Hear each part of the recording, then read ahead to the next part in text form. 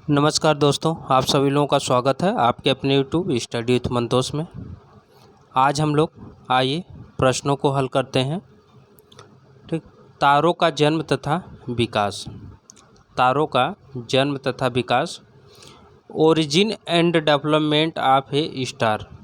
तारों का जन्म एवं विकास से संबंधित जो भी प्रश्न है आज उसके बारे में चर्चा करेंगे। आइए समय बिना गवाए शुरू करते हैं आज के प्रश्नों को।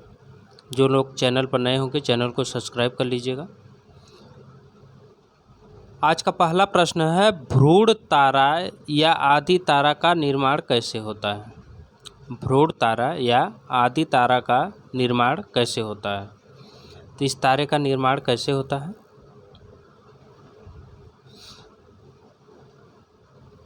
हाइड्रोजन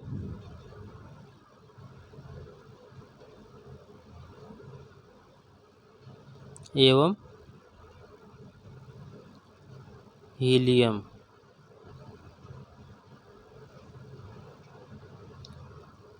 के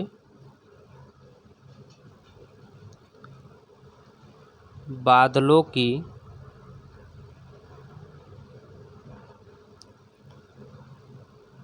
गुरुत्वीय संलयन से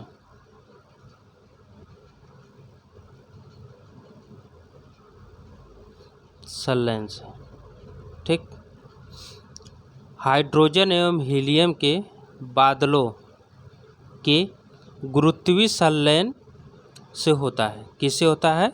जब हाइड्रोजन और हीलियम के बादल गुरुत्वीय संलयन करते हैं तब जो है भ्रूण तारा या आदि तारा का निर्माण होता है। ठीक, इसका सही उत्तर हो जाएगा हाइड्रोजन हीलियम के बादलों के गुरुत्वीय संलयन से। चलिए अगला प्रश्न देखते हैं। अगला प्रश्न है कि तारे में ऊर्जा कैसे उत्पन्न होती है? तारे में ऊर्जा कैसे उत्पन्न होती है? तो इसका सही उत्तर कौन सा हो जाएगा? तो इसका सही उत्तर हो जाएगा हाइड्रोजन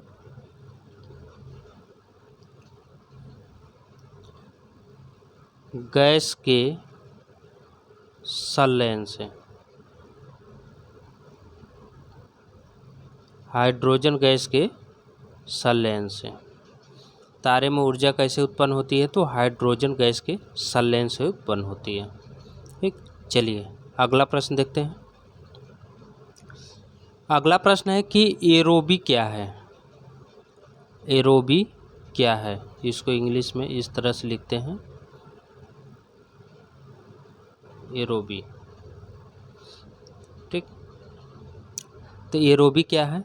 एरोबी वायुमंडल में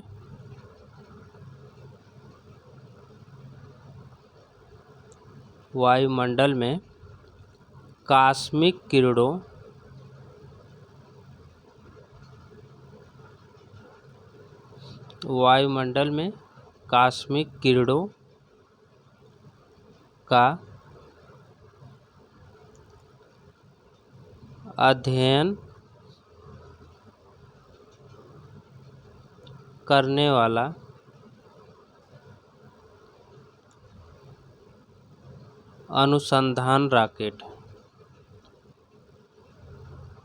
का अध्ययन करने वाला अनुसंधान रॉकेट।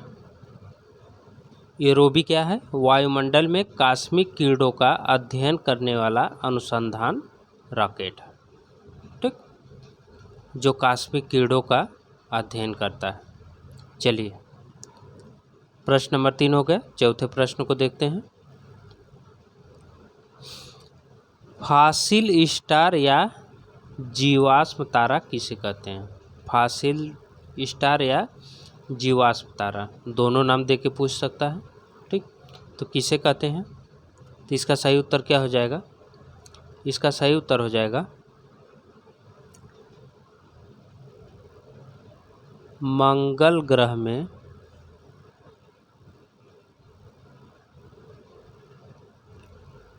पानी की उपस्थिति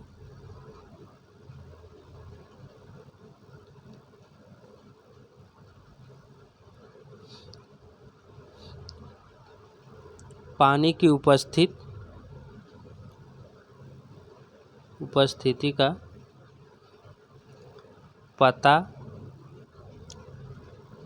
लगाने वाला उपग्रह। फासिल या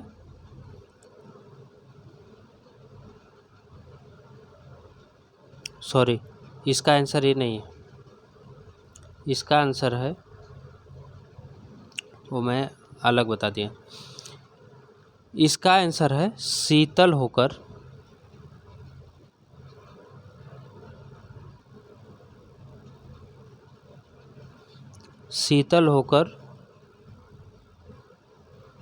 ऊर्जा एवं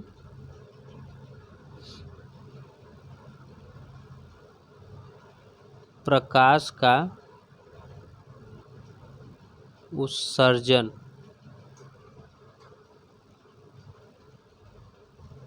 न करने वाला श्वेत बौना तारा क्या है? फासिल स्टार या जीवाश्म तारा क्या है? शीतल होकर ऊर्जा एवं प्रकाश का उत्सर्जन न करने वाला श्वेत वामन तारा। इसका सही आंसर ये है। ठीक, शीतल होकर ऊर्जा एवं प्रकाश का उत्सर्जन न करने वाला श्वेत वामन तारा है। ठीक, चलिए अगला प्रश्न देखते हैं। अगला प्रश्न है, तारे में सुपरनोवा विस्फोट का कारण क्या है? तारे में सुपरनोवा विस्फोट का कारण क्या है? तो इसका सही उत्तर हो जाएगा गुरुत्वाकर्षण के कारण तारे की मध्यवर्ती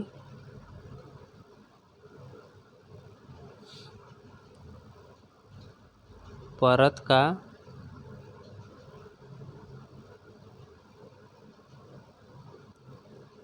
केंद्र में ध्वस्त होना।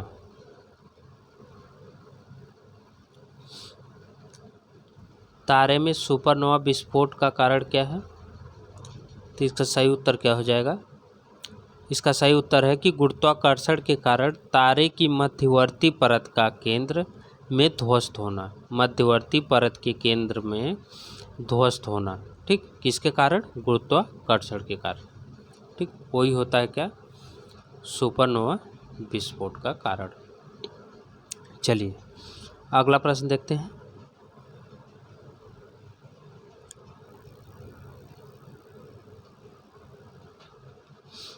अगला प्रश्न है कि तारे तथा अन्य खगोलीय पिंडों की पृथ्वी से दूरी ज्ञात करने में प्रयुक्त मात्रक पारसेक का मान कितना होता है? तारों का अन्य खगोलीय पिंडों की पृथ्वी से दूरी ज्ञात करने में प्रयुक्त मात्रक पारसेक, कौन सा? पारसेक। पारसेक का मान कितना होता है? तो पारसेक का मान कितना होता है? तो पारसेक का मान होता है 3.25 प्रकाश वर्ष। प्रकाश वर्ष कितना होता है? 3.25 प्रकाश वर्ष।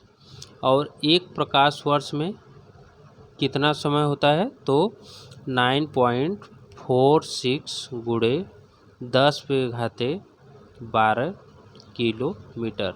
अगर इसे मीटर में करना हो तो 10⁻15 हो जाएगा। ठीक, ये हो जाएगा मीटर में।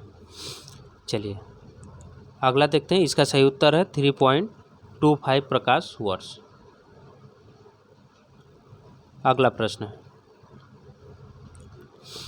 अगला प्रश्न है कि किसी तारे के जीवन चक्र का प्रारंभ होता है। किसी तारे का जीवन चक्र प्रारंभ होता है। तो जीवन चक्र कब प्रारंभ होता है? तो इसका सही उत्तर क्या हो जाएगा? इसका सही उत्तर हो जाएगा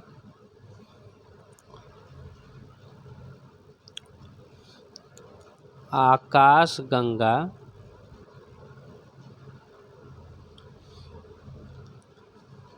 के तीसरी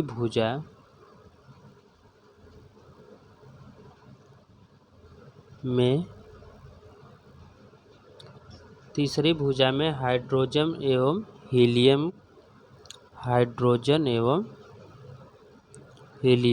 ये हाइड्रोजन हीलियम का संकेत है। हाइड्रोजन एवं हीलियम गैसों के संघनन से किसी तारे की जीवन चक्र का प्रारंभ होता है तो आकाशगंगा के तीसरी भुजा में हाइड्रोजन और हीलियम गैसों के संघनन से।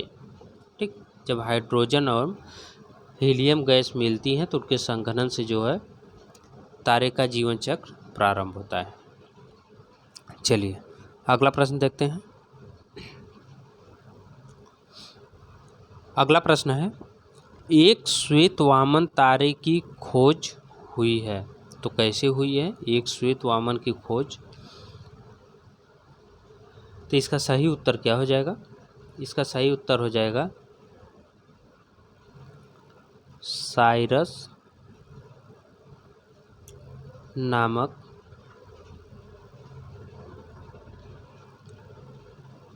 तारे के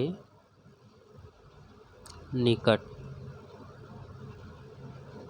साइरस नामक तारे के निकट एक श्वेत वामन तारे की खोज साइरस नामक तारे के निकट हो। चलिए अगला प्रश्न देखते हैं।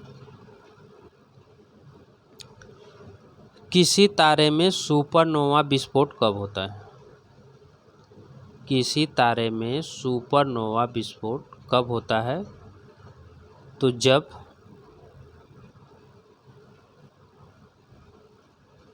तारे का द्रव्यमान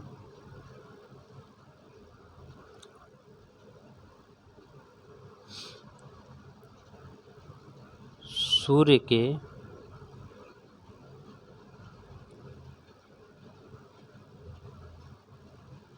द्रव्यमान से अधिक हो। किसी तारे में सुपरनोवा विस्फोट कब होता है? जब तारे का द्रव्यमान सूर्य के द्रव्यमान से अधिक होता है तब उसमें सुपरनोवा विस्फोट होता है। ठीक, चलिए अगला प्रश्न देखते हैं। अगला प्रश्न है कि किसी तारे का रंग किस पर निर्भर करता है? किसी तारे का रंग किस पर निर्भर करता है? तो सही उत्तर क्या हो जाएगा? सही उत्तर हो जाएगा उसके ताप पर। ठीक, नीला, पीला, ठीक, लाल, सफ़ेद होता है ना, तो वो किस पे निर्भर करता है? उसके ताप पे करता है। ठीक, जब ताप अधिक होता है तब उस समय जो है वो नीला होता है, जब एकदम ताप खत्म हो जाता है तो सफ़ेद हो जाता है। चलिए अगला देखते हैं।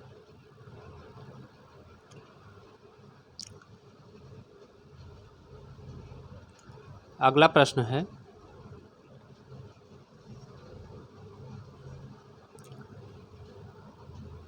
किस तारे को पल्सर तारा भी कहा जाता है? तो किस तारे को पल्सर तारा भी कहा जाता है? इसके बारे में पीछे चर्चा हो चुकी है। जो न्यूट्रॉन तारा है, न्यूट्रॉन तारा, उसी को कहा जाता है पल्सर तारा। चलिए अगला प्रश्न देखते हैं। किसी तारे की जीवन चक्र का क्रम है? किसी तारे की जीवन चक्र का जो क्रम है वो क्रम कौन सा है? तो आइए उस क्रम को देखते हैं। सबसे पहले कौन कौन से क्रम देखिए।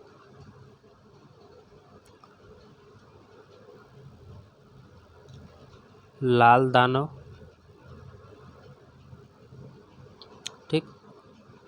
उसके बाद हो जाएगा श्वेत वामन,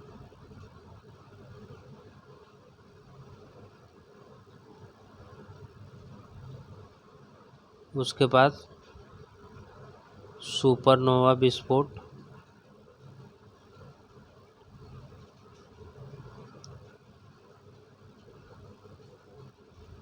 सुपरनोवा विस्फोट, उसके बाद हो जाएगा न्यूट्रॉन तारा।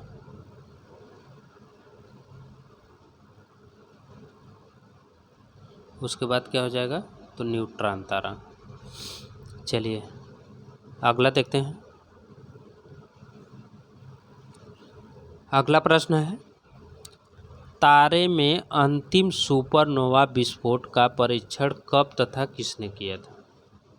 अंतिम सुपरनोवा विस्फोट का परीक्षण कब और किसने किया था? तो इसका सही उत्तर कौन सा हो जाएगा? सही उत्तर हो जाएगा इसका 24 फरवरी 1987। और किसने किया था? तो किए थे जैन सेल्स। कौन किए थे? जैन सेल्स किए थे, ठीक। 24 फरवरी 1987 को जैन सेल्स किए थे। अगला प्रश्न, ब्लैक होल या कृष्ण वीवर क्या है? ब्लैक होल या कृष्ण वीवर क्या है? तो इसका सही उत्तर हो जाएगा न्यूट्रॉन तारे के सिकुड़ने से बना असीमित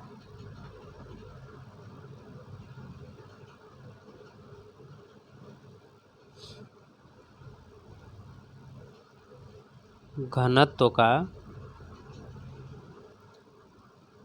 द्रव्ययुक्त पिंड। द्रव्ययुक्त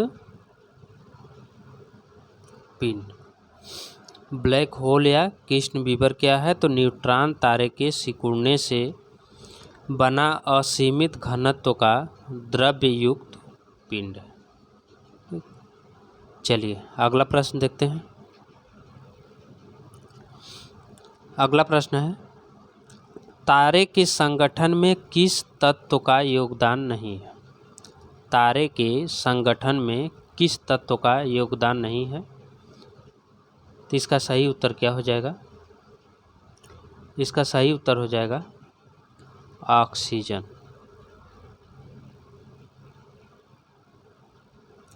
तारे के संगठन में ऑक्सीजन का जो है योगदान नहीं होता है, ठीक। चलिए अगला प्रश्न है। अगला प्रश्न है, वह निश्चित सीमा जिसमें तारे का द्रव्यमान 3.2 से अधिक होने पर तारे की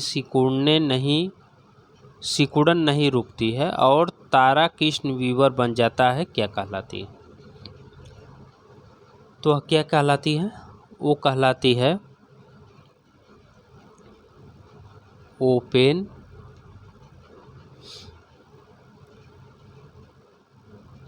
हाइमर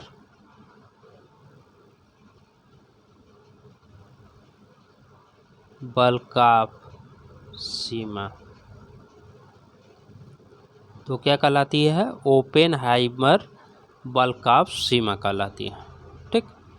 चलिए अगला प्रश्न देखते हैं। प्रश्न नंबर 17, किसने प्रतिपादित किया कि तारे जन्म लेते हैं, बड़े होते हैं और मृत्यु प्राय होते हैं? तो ये किसने कहा था? तो ये बोले थे एस चंद्रशेखर ने। एस चंद्रशेखर ने। चंद्रशेखर, इन्हीं चंद्रशेखर के नाम पे चंद्रशेखर सीमा पड़ा है, ठीक, जिसकी खोज ये किए थे। अगला प्रश्न है, यदि हम किसी तारे को ऐसे वृत्ताकार मार्ग पर गति करते हुए देखें, इसके केंद्र में तारे न हो तो उसके केंद्र में हम उपस्थित की कल्पना क्या कर सकते हैं? तो इसका सही उत्तर क्या हो जाएगा? तो इसका सही उत्तर हो जाएगा ब्लैक होल के। किसके? ब्लैक होल के, ठीक।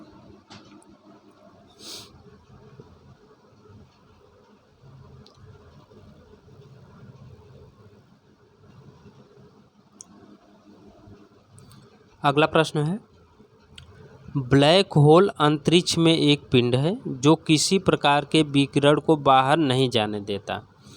इस गुण का कारण क्या है? तो इस गुण का कारण क्या है? तो इसका सही उत्तर क्या हो जाएगा? इसका सही उत्तर हो जाएगा बहुत उच्च घनत्व। क्या हो जाएगा? बहुत उच्च घनत्व, ठीक। चलिए अगला देखते हैं। अगला है कि तारे अपना जीवन किससे प्राप्त करते हैं? तारे अपना जीवन किससे प्राप्त करते हैं? तो इसका सही उत्तर क्या हो जाएगा? तो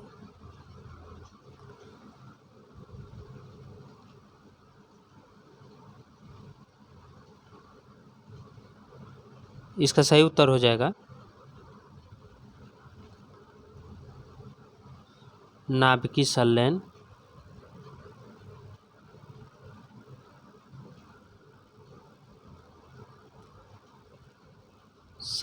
से।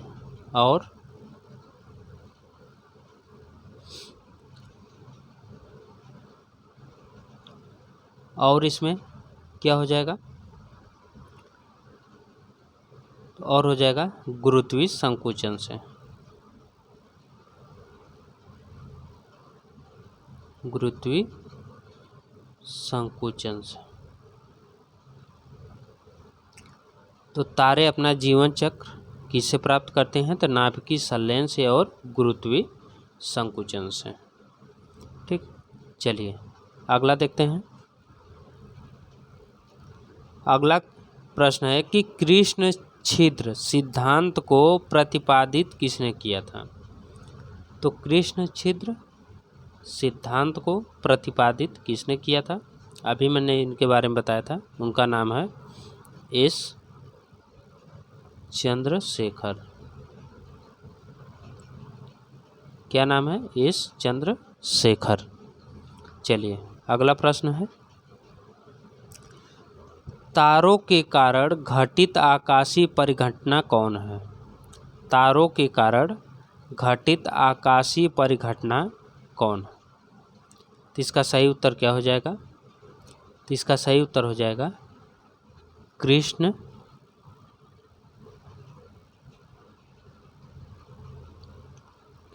छिद्र। क्या हो जाएगा? तो कृष्ण छिद्र। चलिए अगला प्रश्न देखते हैं। हमारे अंतरिक्ष में कितने तारामंडल हैं? तो हमारे अंतरिक्ष में कितने तारामंडल हैं? टोटल हैं 89, ठीक। कितने हैं? टोटल 89। चलिए अगला प्रश्न है, स्थित तारे जिनकी अवस्थिति पृथ्वी से परिवर्तित नहीं होती कहलाते हैं। तो वह क्या कहलाते हैं? तो वो कहलाते हैं ध्रुव तारा। वो कहलाते हैं ध्रुव तारा।